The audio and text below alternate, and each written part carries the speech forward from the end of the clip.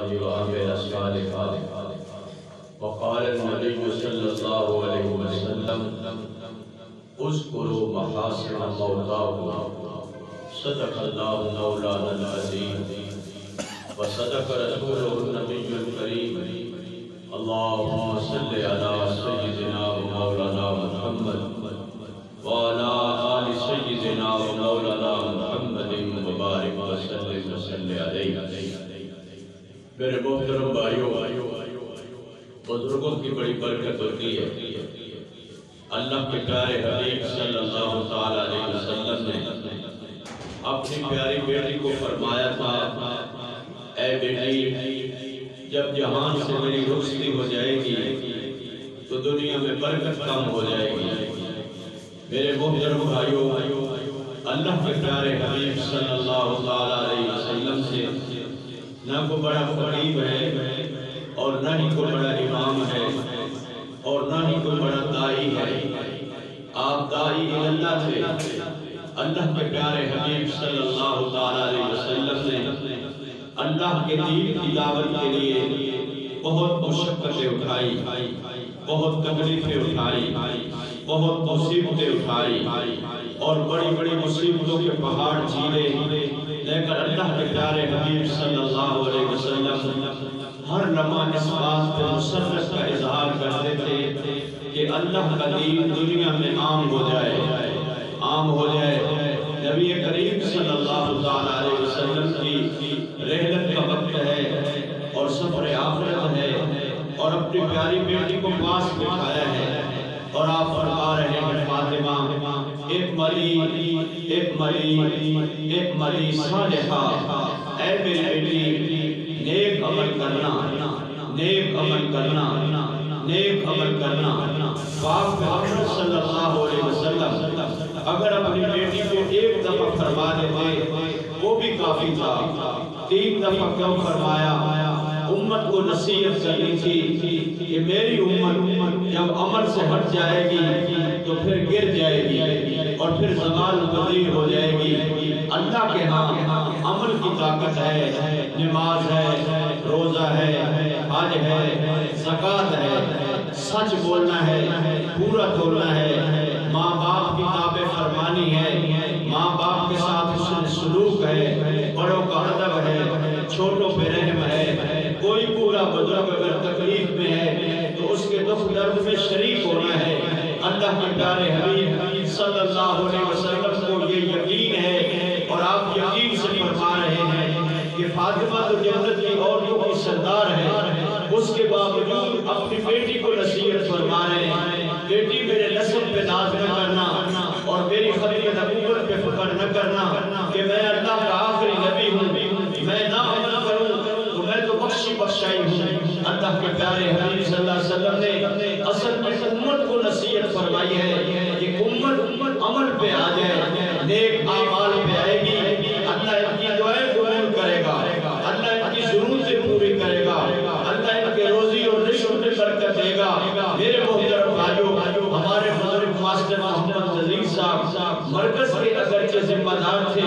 لیکن بہت ہی نیک اخلاق، اچھی سوچ کے مالک تھے اور جب بھی کوئی مشورہ دیتے تھے اچھا ہی مشورہ دیتے تھے۔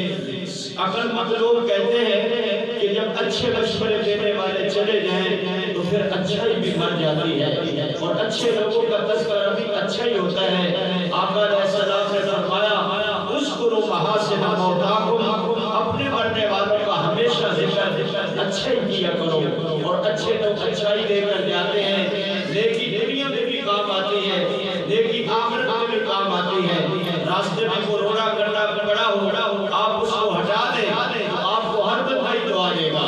بابا بزرگ نابینا تو آپ کو دعا دے گا ہی صحیح، آپ کو عام آدمی بھی دعا دے گا کہ یہ بڑا اچھا آدمی ہے جس نے راستے سے روڑا کرنا شیشہ ہٹا دیا ہے تاکہ کسی کو تکلیف نہ ہو۔ میرے محترم بھائیوں،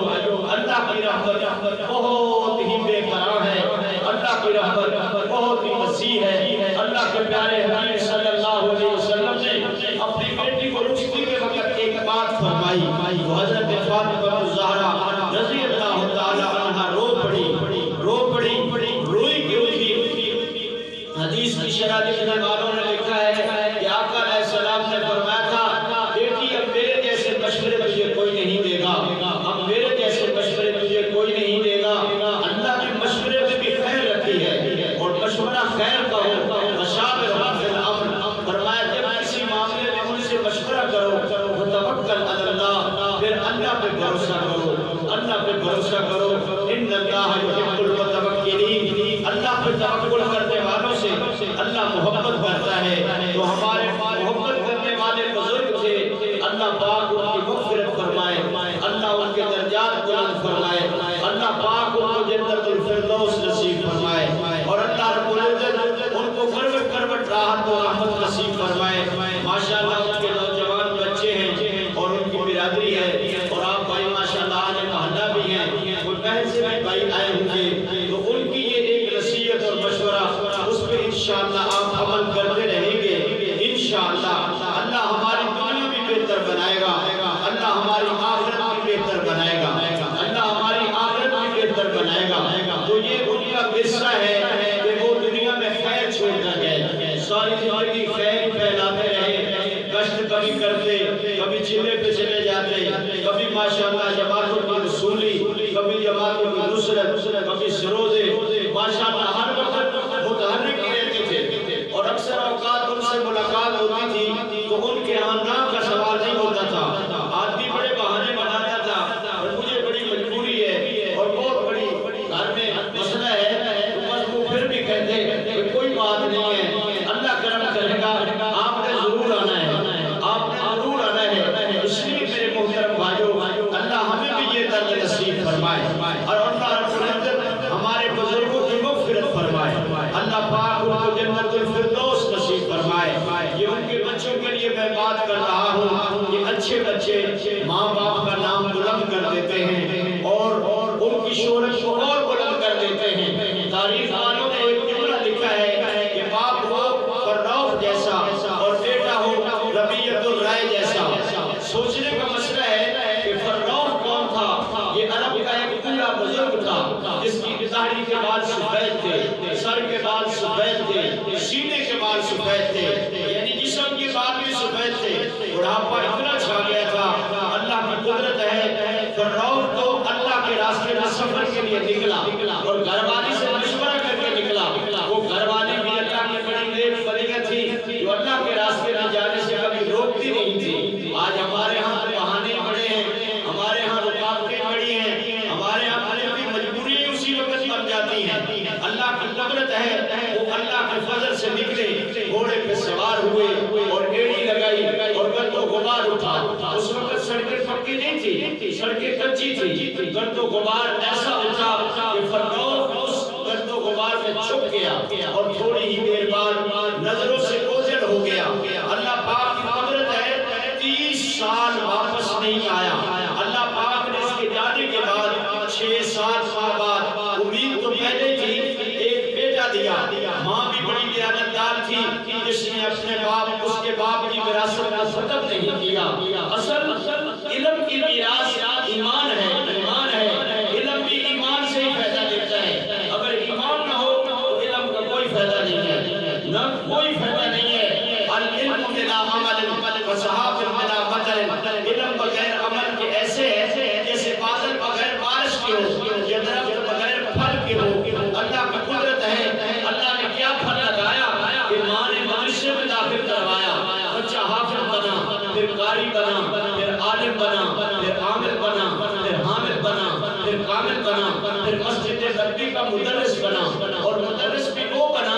جس کا درس سننے والے وقت کے امام ہوتے تھے، امام اوزاعی رحمۃ اللہ علیہ، امام راضی رحمۃ اللہ علیہ، بڑے بڑے امام، حاتم اصم رحمۃ اللہ علیہ، بڑے بڑے امام اس کا درس سنا کرتے تھے۔ اللہ کی قدرت ہے، 30 سال کے بعد جب فرعون واپس آیا تو مسجد نبوی کے میناروں سے اذان کی آواز آئی، فجر کی نماز پہ چلا گیا، گھر کے ہاتھ حوال پوچھنے میں تفصیل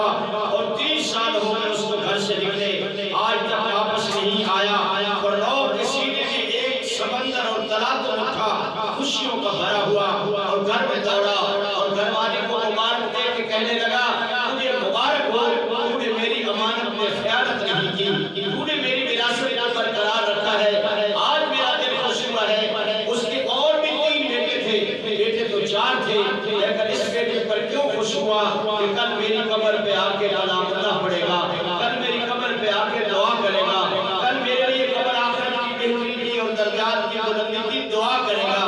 دعا کرے گا۔ میرے محترم بھائیوں، وہی اولادیں اچھی ہوتی ہیں جو اپنے ماں باپ کو ہمیشہ یاد رکھتی ہیں، ہمیشہ یاد رکھتی ہیں، اپنی دعاؤں میں، اپنی وفاؤں میں، ہر نماز کے بعد ماں باپ کے لیے دعا، ہر لمحہ ماں باپ کے لیے دعا۔ اللہ نے تو ہمیں حکم دیا ہے، رب ارحمہما کما ربیانی صغیرا، اے اللہ میرے ماں باپ پہ رحم فرما، جس طرح انہوں نے بچپن میں میری تربیت کی تھی۔ میں تو کھا نہ سکتا تھا، میں تو پی نہ سکتا تھا، میں تو چل نہ سکتا تھا، میرے اندر وہ ہمت نہ تھی، تو نے میری ماں کی چھاتی کے اندر محبتوں کے سمندر بھر دیے، تو نے میرے باپ کی چھاتی کے اندر پیار بھر دیا۔ اب بچہ روتا ہے تو ماں باپ روتے ہیں، بچہ تڑپتا ہے تو ماں باپ تڑپتے ہیں۔ میرے محترم بھائیوں، اللہ پاک نے ماں باپ کو نعمت ہی بڑی عظیم بنایا ہے، ساری نعمتیں مل جاتی ہیں لیکن ماں باپ والی نعمت کبھی نہیں ملتی، کبھی نہیں ملتی۔ ہمارے بزرگ ہم سے بچھڑ گئے، یہ بہاریں دوبارہ نہیں آئیں گی، لیکن ان کے لیے ہم ہمیشہ دعا گو رہیں گے کہ اللہ رب العزت ان کی مغفرت فرمائے، اللہ ان کے درجات بلند فرمائے، اللہ ان کو جنت الفردوس نصیب فرمائے۔ وہ اچھے تھے، اللہ ان کی اولاد بھی اچھی ہے، اللہ ان کو اور اچھا کر دے، اللہ ان کو اور اچھا کر دے۔ اللہ سے ہر وقت بہتری کی دعا مانگا کریں، اللہ سے کبھی عدل نہ مانگے، اللہ سے جب بھی مانگے فضل ہی مانگے،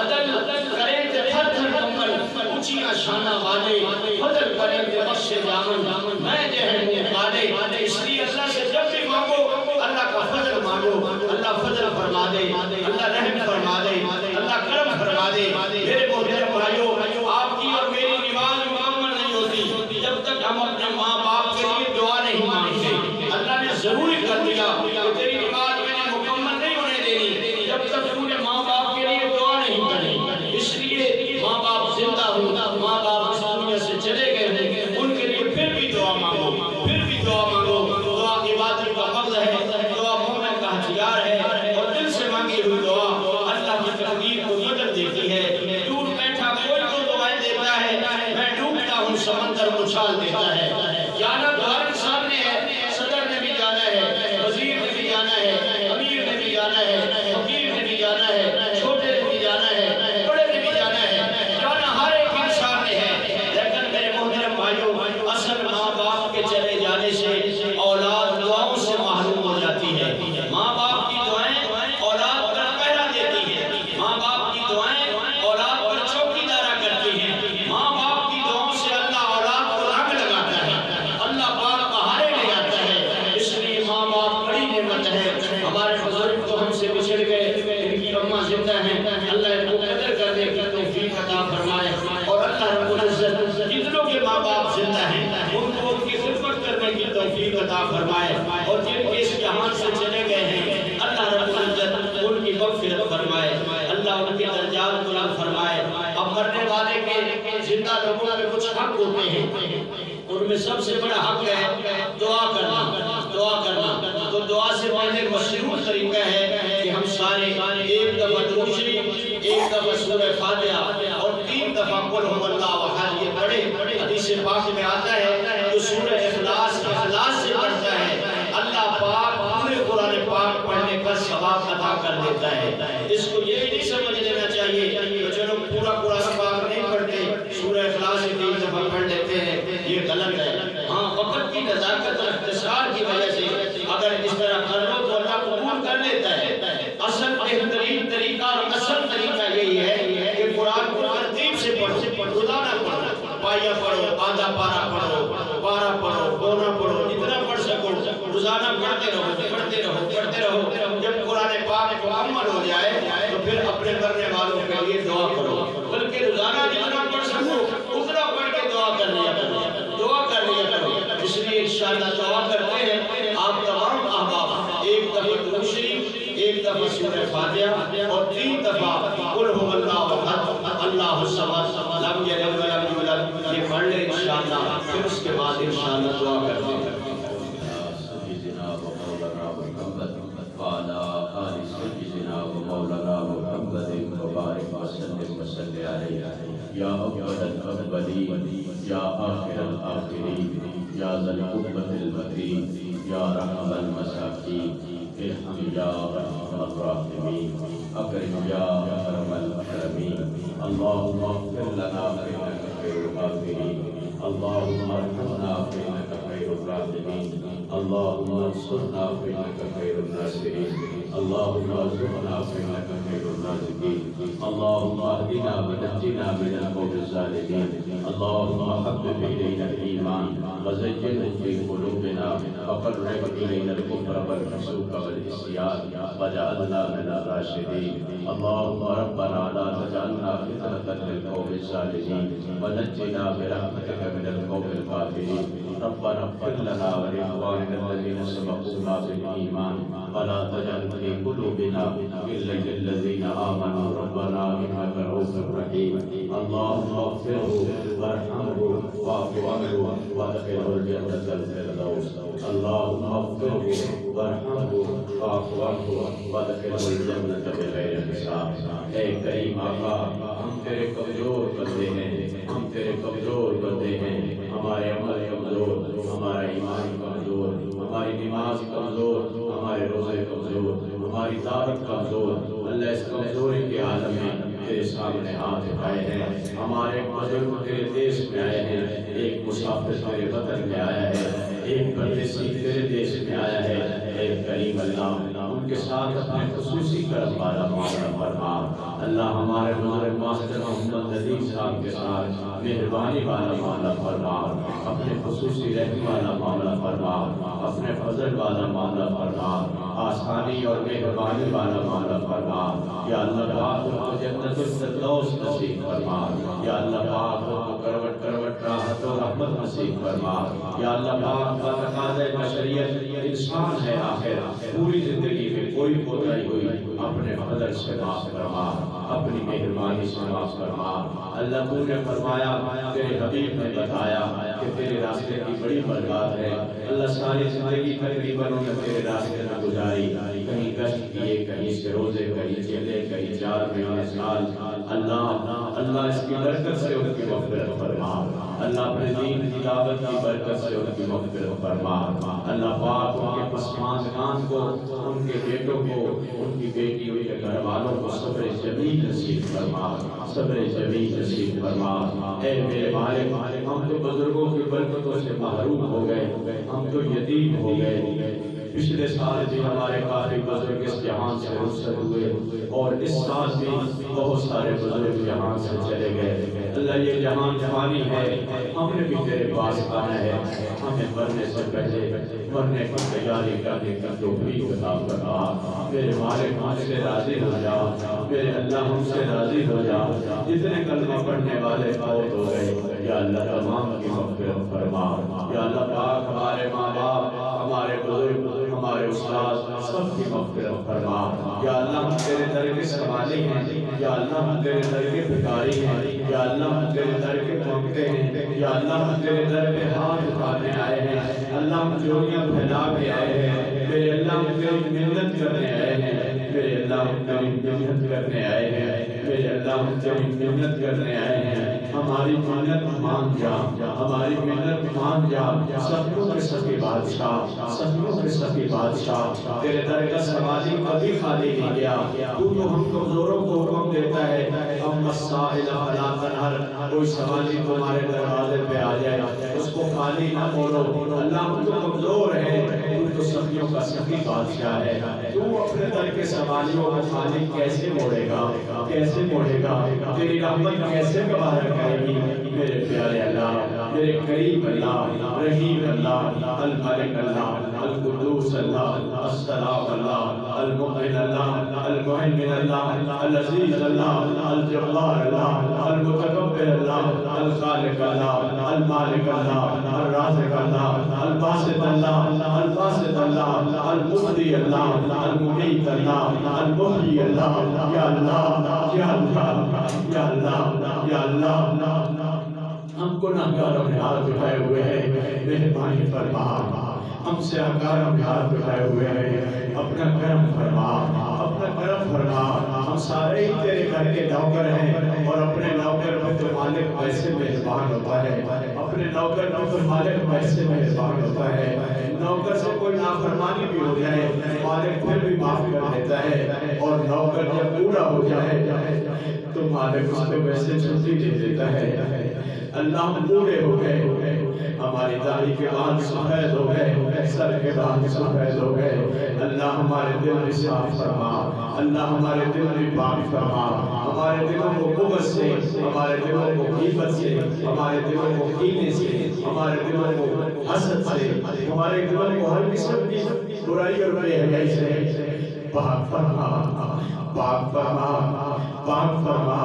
یا اللہ میں اپنے گناہوں کا اعتراف ہے، لیکن تیری رحمت کا سہارا ہے، تیری رحمت کا سہارا ہے۔ ہم سارے صبح منت کرنے آئے ہیں، منت کرنے آئے ہیں، ہماری منت مان جا، ہماری منت مان جا، ہماری منت مان جا، ہماری منت مان جا۔